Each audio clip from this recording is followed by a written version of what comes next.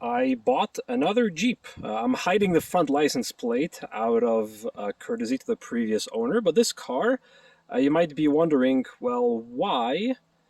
Why buy another ZJ if I already have one? Well, look, here's the thing. This car actually comes from Vancouver, and I bought it because it is completely rust-free. It's got an rust over there and another rust right here. But as you can tell, the entire chassis on this thing is completely rust free. I mean, by my standards anyway. Typically ZJ's rust right here, right there, and you can see that we just barely have a little bit of surface rust up here, so that's perfect. Again, they also rust here behind the tire right there. Again, all of that is just perfect. The rockers are, never mind the squeaky door hinge, but you see the rockers are all perfect. There's no rust under here. I'd have to pull the plastic cover off, but I suspect there's no rust under here. I mean, just judging by the condition of the rest of the car, it's from Vancouver. They don't get snow over there. They don't salt the roads, so everything's solid. But yeah, so it doesn't run or drive very well. It made it onto the trailer and just barely off. But again, it's loud. Yeah, let's sit on the inside. It's windy outside.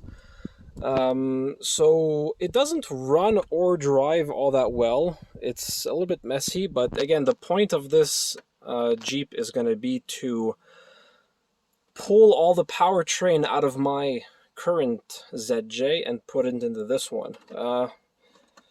Most notably, it's got the correct transfer case. This is the one that you want. You don't want the 249, because those, they're not as good. These are fun. You get two-wheel drive, so if you break something, you can stick it into two and limp your way off a trail. But yeah, this is it. I'll have to do automatic headlights, so I'm going to have to figure that out. We got the fog lights, though, so that's pretty cool. And yeah, so it's a 4-liter. Gonna have a spare 4-liter. I don't know how good the transmission is in. It was kind of slipping on the way up on the trailer and banging into gear loudly. Maybe just low on oil, but we'll see. You know, the door cards aren't great.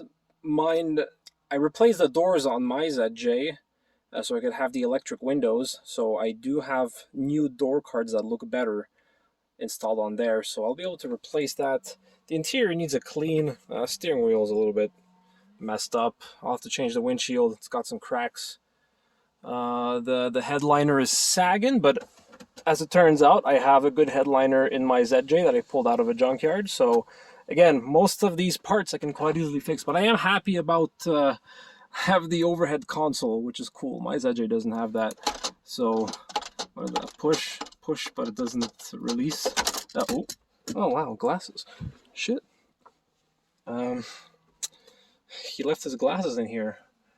I'm gonna have to mail them back to him. All right. Oh, more glasses. Christ. Okay. Jesus. I have to go on a treasure hunt in this car. See what's up. Oh. I'm sure you can fix that. I mean, I do have a good center console out of my ZJ without such problems, so oh, that's hilarious. Remember, guys, I bought this car because it doesn't have any rust on the chassis, so everything else is everything else is fine. So a little bit of wear and tear I'll accept. If the engine isn't great, that's fine. Transmission is about to blow up, that's okay. I have all those good parts on my Jeep, so anything that's minorly wrong with this one we can fix. At least the vents are working, maybe. Too bad it doesn't have the automatic climate control, but I guess that was a limited only option, not a Laredo. I wonder when's the last time he drove this car. Probably not in summer. If AC doesn't work, doesn't matter. My AC's good. Rear doors don't squeak, that's a bonus. A little bit messy. I have to vacuum it a little bit, maybe before winter. Oh, look at that. It's got the old amplifier. Interesting. It's very nasty, though. I'm going to have to really clean this car out at some point. Not on camera. You guys won't care about that. This I'm going to throw out, of course, but since all the speaker wiring is already here, you might as well throw in a good head unit, or the head unit I have in my current Jeep. which is the same as my Mercedes, and replace this amplifier and replace the door speakers with something better. My Jeep already has better speakers, and shit, man, this might actually be pretty sweet. All the wiring's already ran, like no kidding, eh? All right, let's see what else we got back here. I don't know. Got the individual. I do like this console. It's better than the. It's better than the other one because it's got more light. The current one, that battery's dead, so don't expect that to work. Yeah, okay, got a little saggedy boys right here. That's okay. We gotta fix that.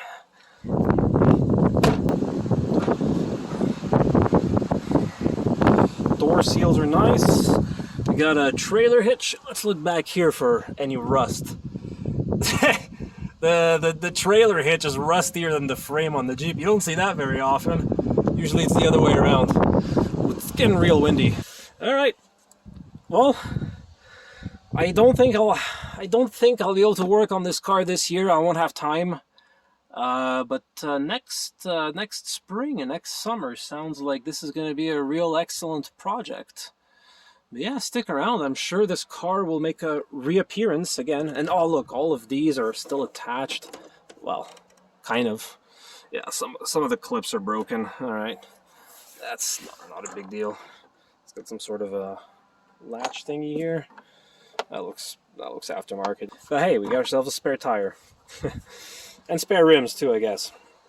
All right, well, thanks for watching, and yeah, look forward to this build. I think this is going to be real sweet.